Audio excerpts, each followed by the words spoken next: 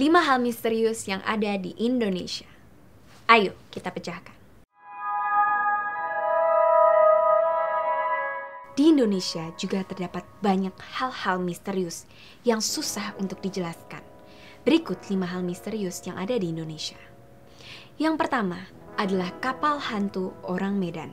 Pada bulan Juni 1947, 2 kapal pedagang Amerika mendapatkan pesan darurat dalam bentuk kode Morse yang didapat dari kapal dagang Belanda SS Orang Medan. 2 kapal Amerika yang berada di Selat Malaka, yaitu City of Baltimore dan Silver Star, mendapatkan pesan Morse yang isinya semua awak kapal, termasuk kapten, terbaring sekarat di ruang peta atau chart room. Mungkin semuanya telah meninggal dunia, dan setelah itu kalimat terakhir dari pesan darurat tersebut adalah "Aku akan mati".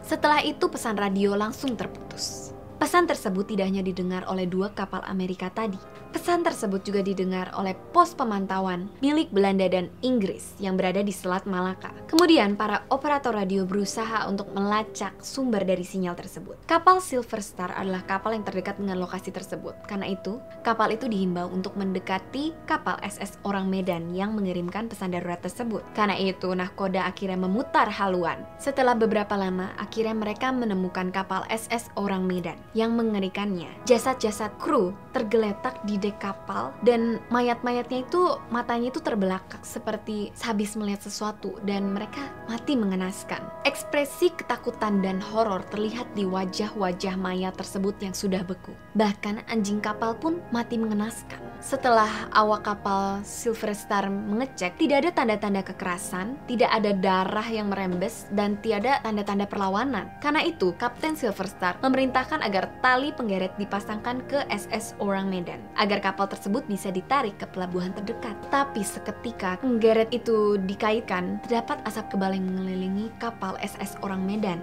Kemudian, setelah asap tersebut mengepung kapal SS Orang Medan, akhirnya tiba-tiba terjadi ledakan, tidak tahu dari mana. Dan akhirnya bukti-bukti jasad dan kapal tersebut sendiri karam ke dasar laut dan tidak dapat diambil lagi. Legenda Orang Medan menyebar dari satu pelabuhan ke pelabuhan yang lain. Ia juga sempat dijadikan artikel majalah-majalah spesialisasi kisah misteri. Sebuah laporan resmi terkait kapal itu bahkan muncul dalam Proceeding of the Merchant Marine Council US Coast Guard edisi Mei 1952. Hingga kini belum diketahui apakah Orang Medan itu kisah nyata atau bohong belaka. Yang kedua, pernahkah kalian mendengar kisah mengenai Atlantis? Apa yang diungkap Plato dalam dialog Timaeus dan Critias yang ditulis sekitar tahun 330 sebelum Masehi menjadi petunjuk yang memicu pencarian besar-besaran terhadap sebuah peradaban yang hilang, yaitu peradaban Atlantis. Menurut sang filsuf Yunani, Atlantis ini tersebar di seberang pilar-pilar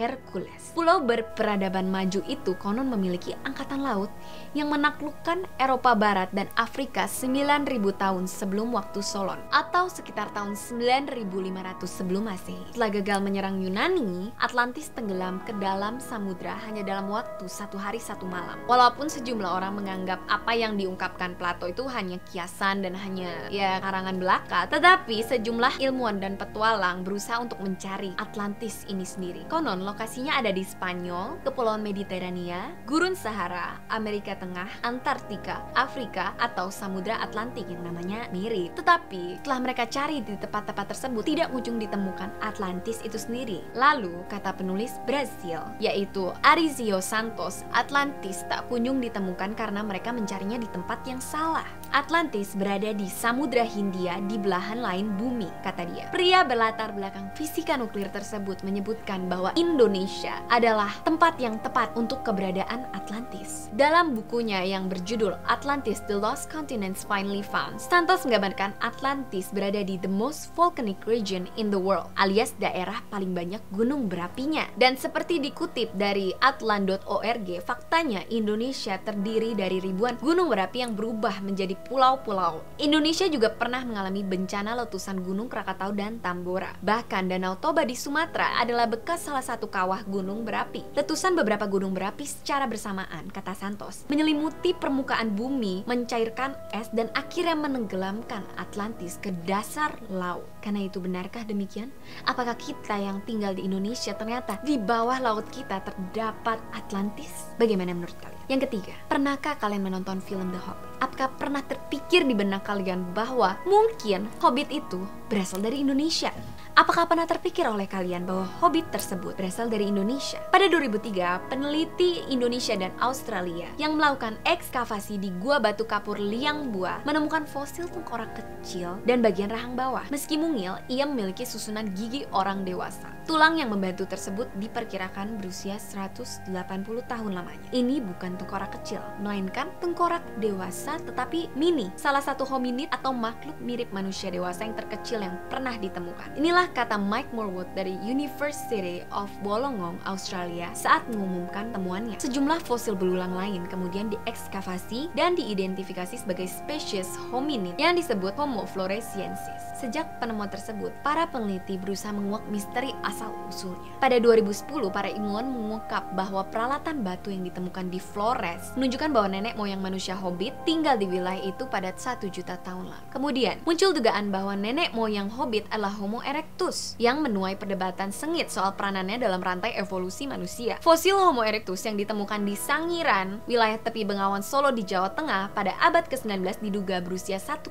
juta tahun. Belakangan, seperti dikutip di situs Life Science, para ahli menemukan peralatan dari batu yang diperkirakan berasal dari masa 118 sampai 194 ribu tahun lalu. Peralatan itu diperkirakan milik kerabat misterius manusia. Namun, itu tuh bukan Homo erectus ataupun Homo floresiensis. Mereka sama sekali berbeda. Namun, bukan dari Homo erectus atau Homo floresiensis, namun mungkin dari nenek moyang manusia Hobbit. Pemimpin studi Gerrit van den Berg dari University of Wollongong, Australia mengatakan bahwa mungkin ada spesies hominid yang sama sekali berbeda di Sulawesi sebelum manusia modern datang menggunakan perahu sekitar 50.000 tahun lalu. Dan kata-katanya pun dimuat di Life Science 13 Januari 2016. Para peneliti masih menguak misteri apa gerangan manusia purba yang membuat alat batu tersebut. Karena itu mungkin saja nenek moyang Hobbit berada dari Indonesia. Yang keempat adalah segitiga Masa Lembo. Mungkin kalian pernah mendengar mengenai segitiga Bermuda. Nah, di Indonesia, kita mempunyai segitiga Bermuda kita sendiri, yaitu namanya segitiga Masa Lembo. Letak segitiga ini berada di antara kepulauan tengah, yaitu Kota Majene dan Pulau Bawean. Dijuluki segitiga Bermudanya Indonesia karena di sana sering terjadi kecelakaan tragis dan mengerikan. Misalnya pada tahun 1981, kapal KM Tampomas II tenggelam. Lalu disusul dengan banyaknya kapal laut dan pesawat udara yang karam ketika melewati segitiga Masa Lembo ini. Masyarakat awam percaya kejadian-kejadian ini itu karena adanya penghuni di segitiga ini, yaitu jin Masa Lembo, yang membuat setiap hal yang melewati segitiga ini pun karam ataupun menghilang tanpa jejak. Namun, para ilmuwan mengatakan bahwa hal-hal ini terjadi karena dampak alam, yaitu arus kencang mencapai 15 juta meter kubik per detik, tekanan udara tinggi, dan tarikan magnet yang kuat di segitiga Masa Lembo tersebut. Meski demikian, bukti ilmiah kurang meyakinkan masyarakat. Dalam dalil agama, wilayah yang berbentuk segitiga serta merupakan tempat pertemuan arus panas dan dingin memang menjadi tempat kesenangan bangsa jin dan iblis untuk bersemayam. Jadi, sampai sekarang pun misterinya masih terus digali. Apakah yang menyebabkan setiap hal yang melewati segitiga Masa Lembo menghilang misterius ataupun meninggal ataupun karam? Yang kelima adalah batu bleneng Tol Cipali. Mungkin kecelakaan di jalan tol itu tidak asing di telinga kita. Namun, apa jadinya kalau kecelakaan di jalan tol tersebut dikarenakan